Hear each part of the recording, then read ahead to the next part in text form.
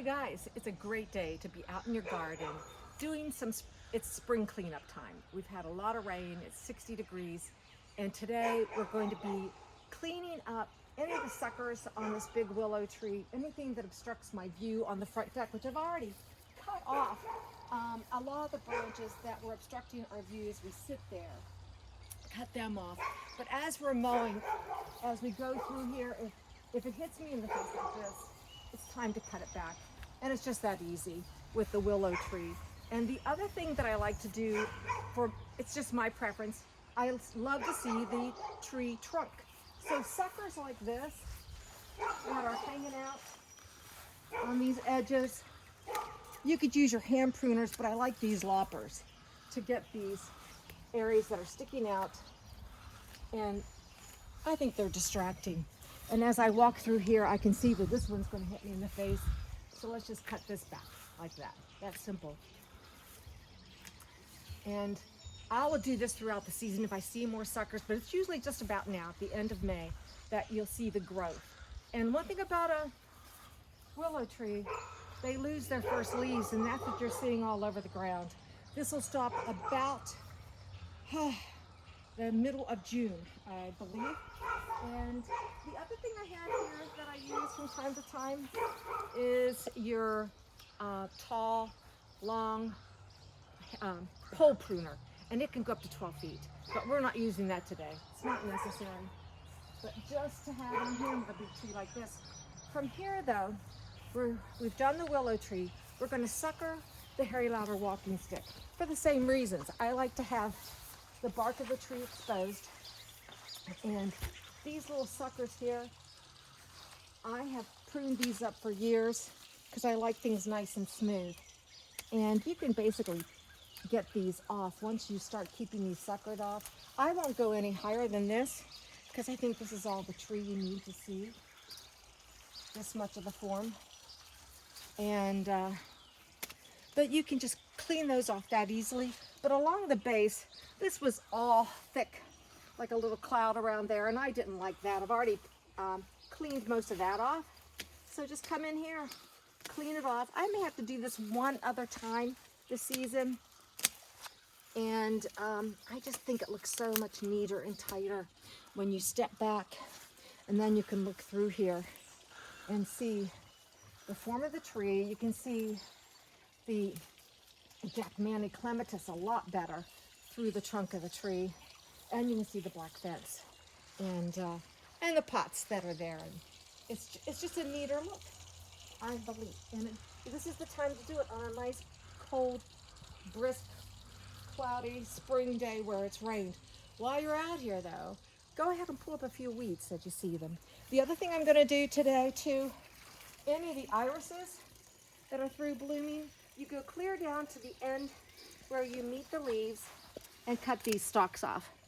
Later in July, I will cut those irises back, maybe to 6 inches, more of a little peak, but I'll go through the garden today and cut these back. The other thing I've already started are our lamb's ear. The lamb's ear.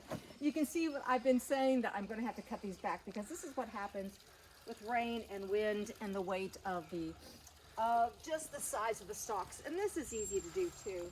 You just get in here, go to the base, cut these back just like this.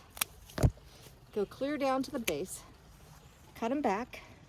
It smells so good though. I wish I could it smells incensey or something. And so you'll go through here. Now what I like to do, when I see any of these new little buds coming up, I'll leave them. You can see that I've done that. And then we'll go through and weed this out.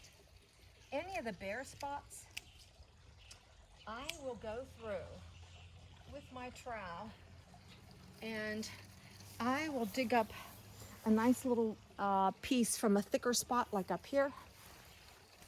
I'll take a piece out of here, just like this, dig that out, and I'll put it in where I think might be a little bare spot. And within a week or two, all of this is going to be nice and lush And it doesn't come back this strong either. You may only have to cut this once a season. And I'll finish this later this afternoon and go through any of the irises. While I'm here, let's just do this. I've also cut back any of the daffodils that were along this edge. I've cut them back. I also don't add any weeds to this bucket. This is the bucket for all the clippings. This is my weed bucket that'll go, not in the compost. All of these cuttings, these will go in the compost. I'll cut them small because they're a little woody at the ends. And I've only been out here, I don't know, hour and a half maybe, and I've gotten, you know, all these little chores done, which need to be done, and it's not a hot day.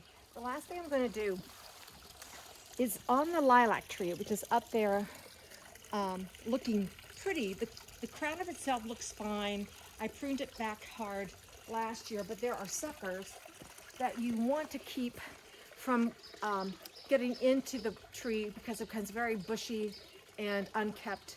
And if you don't get them while they're small, they're a little more difficult to get a hold. So we'll go up here and we'll get these all cleaned out. I will be cutting. Look at this Swiss chard. We're going to have beans and greens probably one day this week, and these leaves are ready to be cut. The good news about Swiss chard, you cut it, and in a day or two, you're going to see new growth because there's so much growing in there. But you cut these back, and they continue to grow and make a delicious dinner. So I'll cut a bunch of those for a little beans and green. The other thing too, while we're here, we are going to, this is the ajuga. It's finished blooming. And you don't have to do this, but I like a little tidy look. You can go in here and just cut these back. You don't have to be as particular as I was with the lamb's ear, but we're going to cut these back today too. And then you'll be able to see this beautiful foliage, and it gets a little more purple as summer goes by. But over here, here are some of the suckers. I've already suckered up around the other area along that wall. But you can see, if you wanted to, you could chop this out and probably put this in some soil and start a lilac if you wanted. That's my start came from another person's tree, but I don't want any more trees growing here. So I'm going through and I'm cutting back all of these suckers as I can. Now I will have to do this more than once this summer. And this is a nice little ground cover.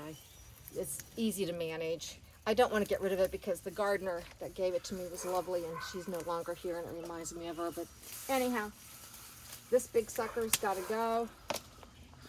This along the tree needs to go because I don't want anything growing up inside of this bark. It looks so nice. Anything on the side of the tree, just trim that off. And that's it for spring cleanup right now until something else has to be cut back, cut off. Oh, the foxgloves will eventually, anything that's laying over, and you can see how some of the wind and rain has forced some of the blooms to lay on their side.